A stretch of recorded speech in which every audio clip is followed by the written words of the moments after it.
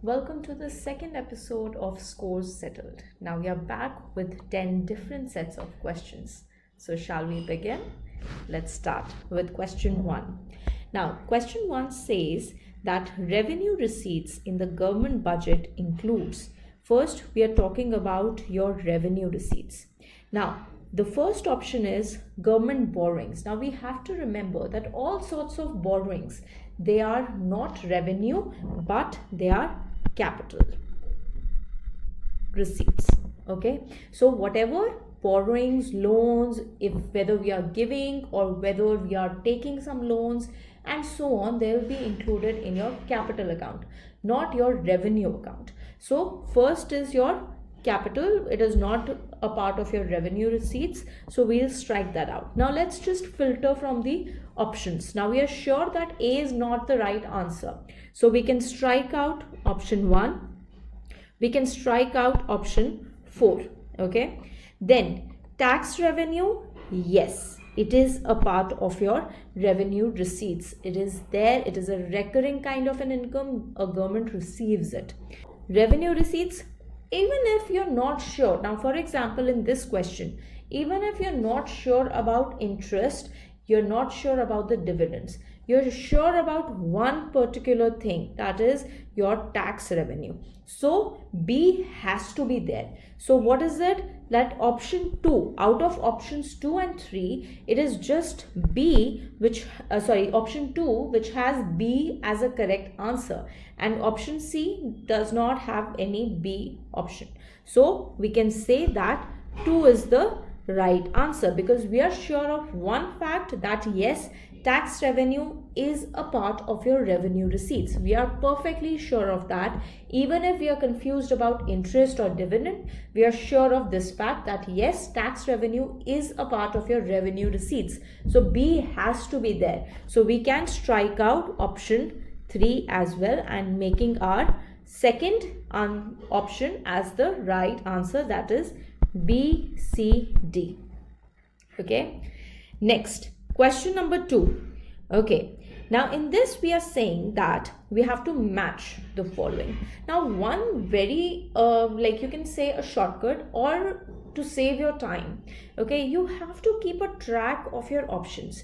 It is not like you have to spend 5 to 10 minutes to one particular and question and keep matching all the options. No, you can still strike out your options, the 4 options that are given, to increase the probability of you answering the correct or picking the correct choice. Okay, now first thing, flexible exchange rate.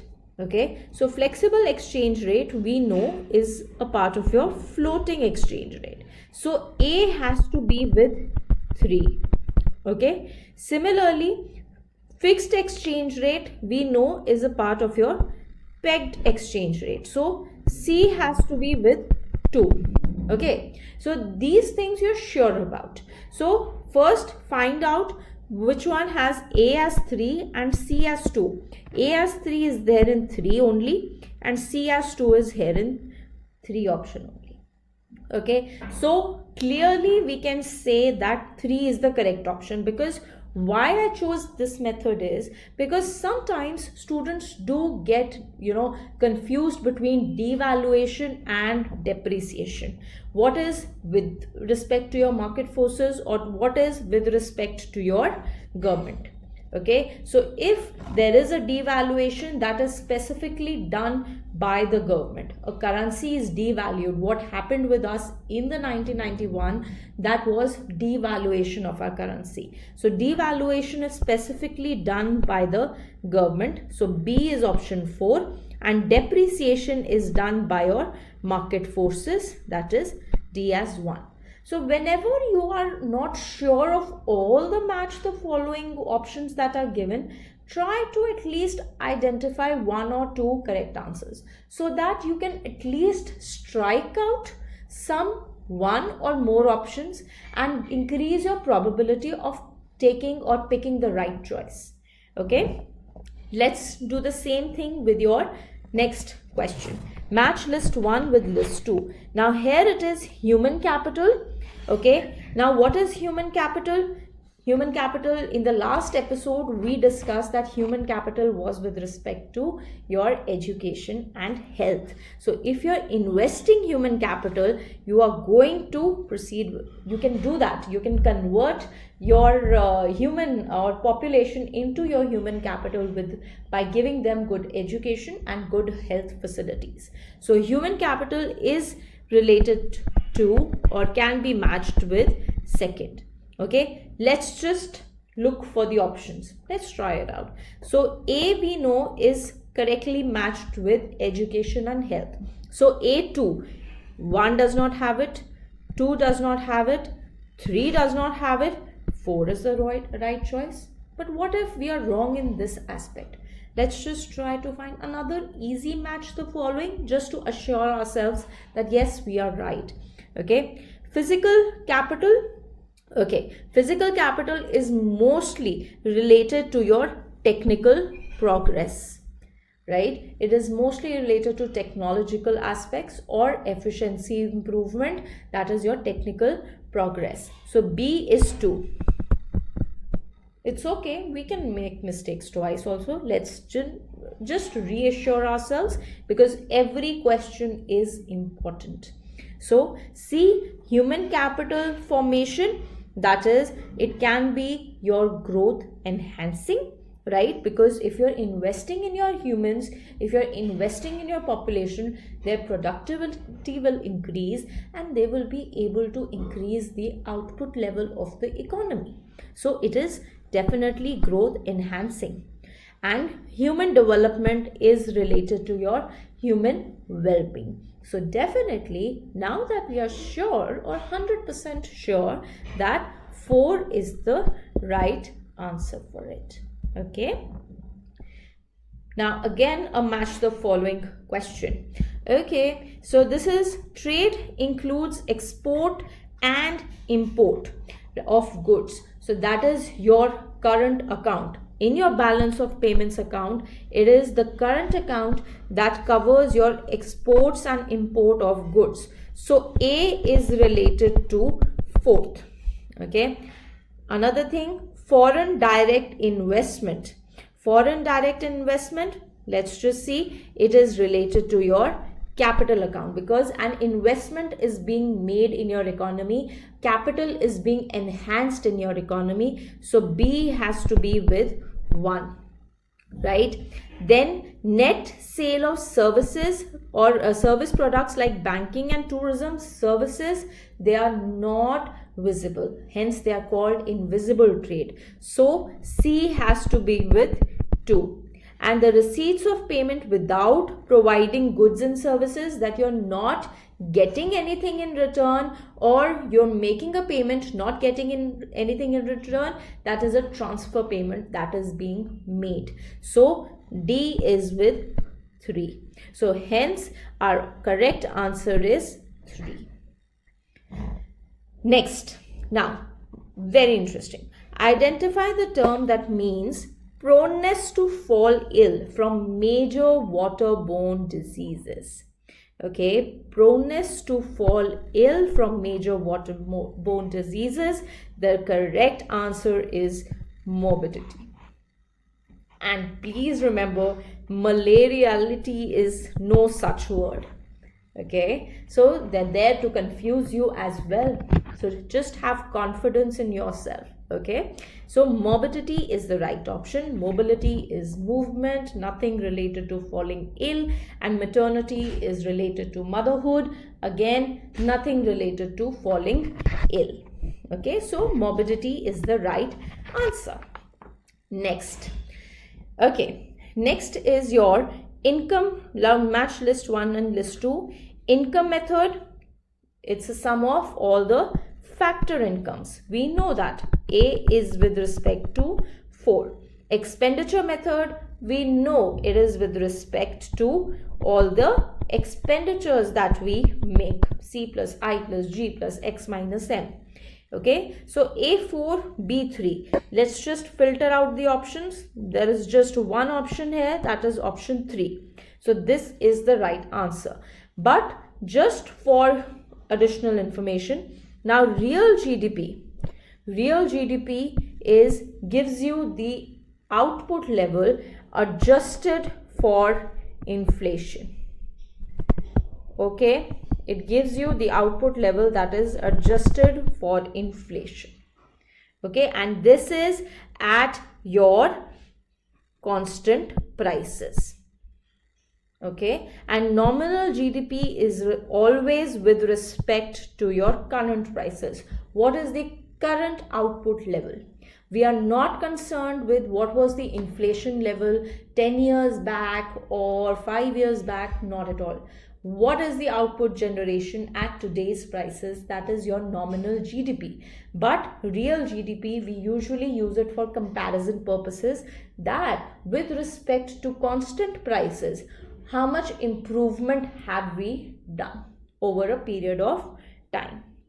Okay, right. Now, at a particular price level where aggregate demand for final goods and services is equal to aggregate supply of final goods and services, then the product market reaches to its, obviously, the equilibrium level. That is a straightforward answer. So whenever your aggregate demand is equal to your aggregate supply, we have reached our equilibrium level. Now, next, one kind of deficit in the annual budget will have to be financed through borrowings, right? It indicates the total borrowing requirements of the government from all sources. Okay, all sources, it is nothing but your fiscal deficit. Okay, so all the borrowing requirements of the government is reflected from your fiscal deficit. Money deficit is also known as budget deficit. Okay, and macro and micro deficit, they're not at all related to economics, they're rather related to your health aspect. So macro deficit, just for additional information, it is with respect to your calorie deficit. Okay, and micro deficit is with respect to the lack of vitamins and minerals in your body. Okay, so don't get confused between macro, micro. No, just trust your knowledge, trust what you have done. Okay, now, given aggregate demand, C bar, autonomous consumption, plus autonomous investment, plus CY, I think they were expecting, or they were expected to write a smaller case C. Why? Change in autonomous consumption. Change in autonomous consumption will, first thing we know from this equation, we know that any change in this variable C bar will definitely lead to a change in aggregate demand. And because it is an autonomous variable, it will lead to a shift in aggregate demand.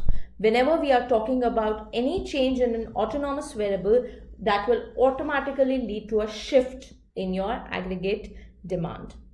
So B is the right answer for sure, which is explicitly proven from the equation itself. Okay, so let's just strike out other things. D cannot be the answer and 3 cannot be the answer. 1 and 3 are struck off. Then we know that whenever there is a change in your aggregate demand, automatically the change in aggregate demand, aggregate supply, equilibrium will be also changed. The income level will also change. So there will be a change in equilibrium level of income as well. So if aggregate demand is changing, then the equality between your aggregate demand and aggregate supply will also change, hence bringing about a change in equilibrium level of income. A and B, they are supposed to be there. Though we can now easily mark the correct answer, but let's just go through other statements as well. Change in investment, not at all concerned. Change in aggregate demand and no change in equilibrium level of income. Absolutely incorrect. And change in marginal propensity to consume? No. Why? Because this marginal propensity to consume is dependent on your induced consumption that is related with your income, right? Now when there is, basically what MPC shows is a slope. It represents the slope of your consumption function, right? Now when the autonomous consumption is changing, there is no change in the slope, there is a parallel shift in your consumption function. A parallel shift means that the slope is not changing. Hence, even E cannot be the right answer. Therefore, the only option that we are left with is A and B. Okay. Next, last question. Swarna Jayanti Shahri Rozgar Yojana aims at creating dash opportunities in urban areas. Now, by the word, I can understand it is impossible to remember all the policies that are there, but we can at least find some hints. Okay, now the word Rozgar in itself implies that it must be related to employment. Okay, so therefore housing cannot be the right answer, pension cannot be the right answer. I can still understand if you're confused between livelihood and self-employment, but livelihood seems to be a very abstract kind of a term, but self-employment seems to be more focused. So even if I have to take a guess, I'll be focusing on a more clear-cut option than a vague answer. So self-employment is the right answer, and in reality it is the right answer. So you can just note down some information about it. This will help you later. So this policy was basically introduced in the year 1997, and the main objective was to provide employment opportunities to the urban poor living below poverty line, right? And through self-employment ventures and wage employment as well. Okay, now this policy was later renamed as, it was firstly restructured into your National Rural Livelihoods Mission. It was first structured into this in the year 2011, and later it was renamed as Deen Dayal Antyodaya Yojana, National Rural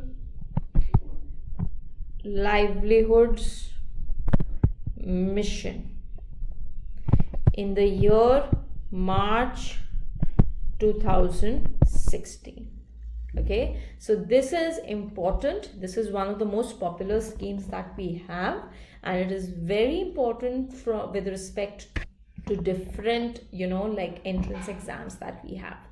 Okay, so these were the 10 questions for the day. I hope it was helpful. You got some important information out of it, and we'll see you in the next episode 3. Thank you.